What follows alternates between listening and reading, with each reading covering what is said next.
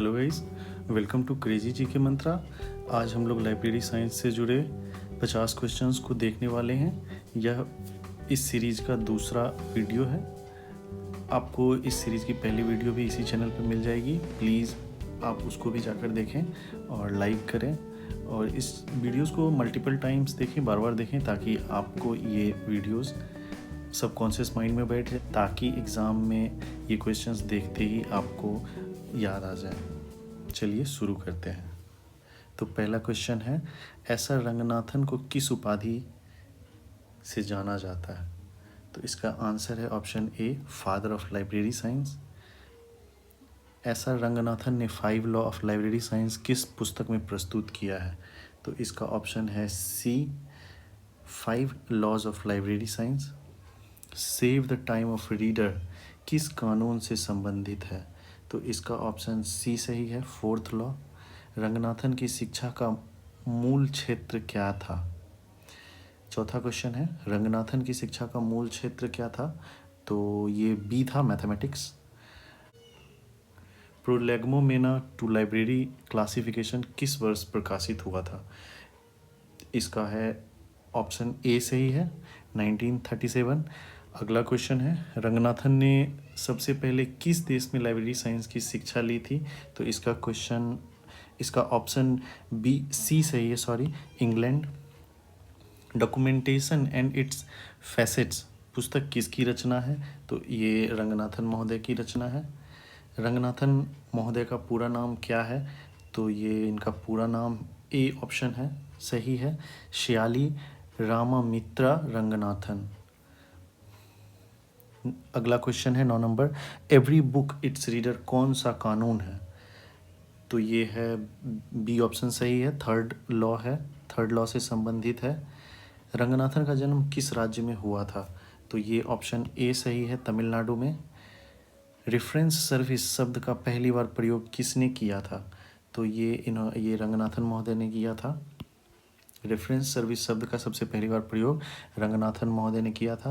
Library classification पर रंगनाथन की पहली पुस्तक कौन सी थी?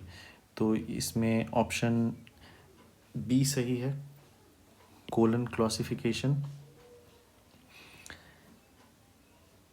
13वां क्वेश्चन है, रंगनाथन ने फैसेट एनालिसिस किससे जोड़ा है? इसका ऑप्शन बी सही है, क्लासिफिकेशन से। 14वां क्वेश्चन है, भारत में पहला लाइब्रेरी साइंस डिपार्टमेंट कहाँ स्थापित हुआ है? इसका ऑप्शन ए सही है, मद्रास यूनिवर्सिटी। नेक्स्ट क्वेश्चन है 15वां, रंगनाथन का निधन कब हुआ था? एस आर रंगनाथन महोदय का निधन कब हुआ था? तो ऑप्शन सी इसका सही है, 1972 में एस आर रंगनाथन महोदय का निधन हो गया था। अब यहाँ से हम लोग डीडीसी से जुड़े महत्वपूर्ण सवालों को देखेंगे। 16वां क्वेश्चन है, डीडीसी की 23वीं एडिशन किस वर्ष प्रकाशित हुई थी? तो ऑप्शन बी सही है, 2011 में डीडीसी की 23rd एडिशन को प्रकाशित किया गया था। 17वां क्वेश्चन है, डीडीसी में 600 किस विषय को दर्शाता है? तो इसका ऑप्शन बी सही है, टेक्नोलॉजी को। 18वां क्वेश्चन है, डीडीसी का 700 वर्ग किससे संबंधित है? तो इसका ऑप्शन बी सही है, आर्ट एंड रिक्रिएशन। अगला क्वेश्चन है, डीडीसी की सबसे बड़ी विशेषता क्या है? तो ये इसकी सबसे बड़ी विशेषता हायरार्कियल स्ट्रक्चर है, हायरार्कियल स्ट्रक्चर। अगला क्वेश्चन है, डीडीसी का 300 वर्ग किससे संबंधित है? तो ये सोशल साइंस से संबंधित है, इसका ऑप्शन सी सही है। अगला प्रश्न है, डीडीसी की पहली एडिशन कितने पृष्ठों की थी? ऑप्शन सी इसका सही है, 144 पृष्ठों की। ये सवाल पहले किसी ना किसी एग्ज़ाम में पूछे जा चुके हैं। ये बहुत ही महत्वपूर्ण सवाल हैं और बहुत ही बेसिक सवाल हैं। एग्ज़ाम में ऐसे सवाल देखने को मिलेंगे। अगला सवाल है, डीडीसी में T1 क्या दर्शाता है? तो ये बी ऑप्शन इसका सही है, ऑक्सिलरी टेबल को T1 दर्शाता है। 23वां सवाल है, डीडीसी की देखरेख कौन करता है? तो इसका ऑप्शन बी सही है, OCLC डीडीसी की देखरेख करता है। डीडीसी का उपयोग किस प्रकार की लाइब्रेरी में अधिक होता है? 24 का बी सही है, स्कूल और पब्लिक लाइब्रेरीज में डीडीसी का उपयोग अधिक होता है। अगला क्वेश्चन है 25वां, 900 वर्ग किस विषय का प्रतिनिधित्व करता है? 900 किसको रिप्रेजेंट करता है, तो ये ऑप्शन ए सही है, जियोग्राफी एंड हिस्ट्री को 900 वर्ग जो है प्रतिनिधित्व करता है। डेसिमल सिस्टम का प्रयोग सबसे पहले किसने किया था, तो इसका ऑप्शन बी सही हो जाएगा, मेलविल डेवी। डीडीसी में सब डिवीज़न किस चिन्ह से होता है, तो इसका ऑप्शन सी सही हो जाएगा, डेसिमल पॉइंट। अगला क्वेश्चन है 0 to 0 किस विषय से 0 to 0 किस विषय के लिए है, 28वां क्वेश्चन है।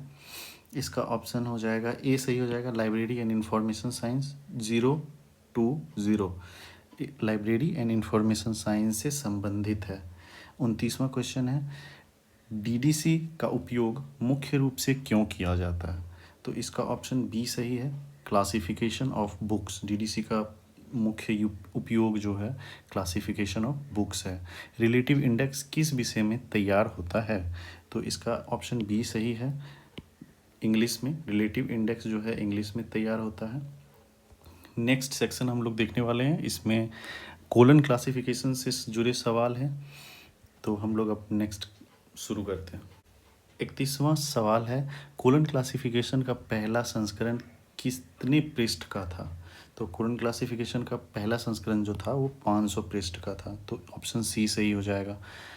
कोलन क्लासिफिकेशन का नोटेशन सिस्टम कैसा है, ये सी है, इसका ऑप्शन सही है, mixed alpha numeric plus symbols. तो कोलन क्लासिफिकेशन मिक्स्ड नोटेशन है, अल्फ़ा न्यूमरिक है और सिम्बॉल्स इसमें यूज़ होते हैं।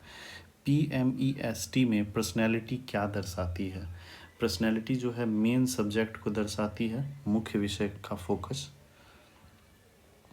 PMEST में टाइम किसे दर्शाता है, तो PMEST में हम लोग देखेंगे सी, क्रोनोलॉजी। PMEST में टाइम जो है क्रोनोलॉजी को दर्शाता है।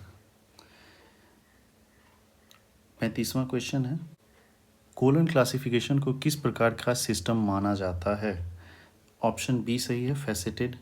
कोलन क्लासिफिकेशन का छठा संस्करण कब आया, तो 1952 में इसका छठा संस्करण आया है, ऑप्शन बी सही हो जाएगा। कोलन क्लासिफिकेशन में जेनरेलिया क्लास कौन सी है, जेड, इसका ऑप्शन सी सही हो जाएगा।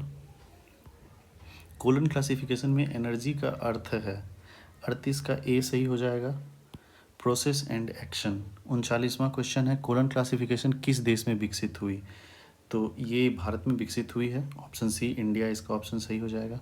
कोलन क्लासिफिकेशन की सबसे बड़ी विशेषता क्या है, तो 40 का B, faceted analysis colon classification की सबसे बड़ी विशेषताओं में से एक है। अगला सेक्शन में हम लोग IFLA का इफ्ला से जुड़े सवालों को देखेंगे। तो 41वां प्रश्न है इफ्ला की स्थापना कहाँ हुई थी, तो जब स्थापना की बात आती है तो ये एडनबर्ग हो जाता है, और जब अभी करेंटली इसका हेडक्वार्टर की बात होती है तो द हेग को, तो ये चीज़ को आप लोग याद रखेंगे कि स्थापना पूछा जाएगा तो एडनबर्ग, और अगर करंट हेडक्वार्टर को पूछा जाएगा तो वो द हेग हो जाएगा, तो इस चीज़ को आप लोग याद रखेंगे। अगला सवाल है इफ्ला का मुख्य उद्देश्य क्या है, तो इफ्ला का मुख्य उद्देश्य है library cooperation and development, library सहयोग और विकास, बी ऑप्शन सही हो जाएगा। इफ्ला किस वर्ष में प्रकाशित हुआ है, 43 का ऑप्शन बी सही है, 1927। इफ्ला किस वर्ष में स्थापित हुआ है, तो 1927, इसका ऑप्शन सही है। इफ्ला किस संगठन के लिए मिलकर पब्लिक लाइब्रेरी मैनिफेस्टो तैयार करता है, तो इफ्ला यूनेस्को के साथ मिलकर पब्लिक लाइब्रेरी मैनिफेस्टो तैयार करता है। ISBD किसका संक्षिप्त रूप है, तो ISBD का फुल फॉर्म है international standard bibliographic description. ISBD का फुल फॉर्म है इंटरनेशनल स्टैंडर्ड बिब्लियोग्राफिक डिस्क्रिप्शन। अगला सवाल है यूनिवर्सल बिब्लियोग्राफिक कंट्रोल UBC किसका प्रोजेक्ट था, तो ये इफ्ला का प्रोजेक्ट है, UBC इफ्ला का प्रोजेक्ट है। अगला सवाल है world library and information Congress किसके द्वारा आयोजित होता है, तो इसका ऑप्शन ए सही हो जाएगा, इफ्ला के द्वारा ये भी आयोजित किया जाता है। 48वां प्रश्न है, कोर प्रोग्रामिंग किस संगठन की योजना है? तो इसका ऑप्शन ए सही है, इफ्ला। 39वां प्रश्न है, इफ्ला का मुख्यालय कहाँ स्थित है? तो इसका मुख्यालय द हेग नीदरलैंड में स्थित है। ऑप्शन सी सही हो जाएगा।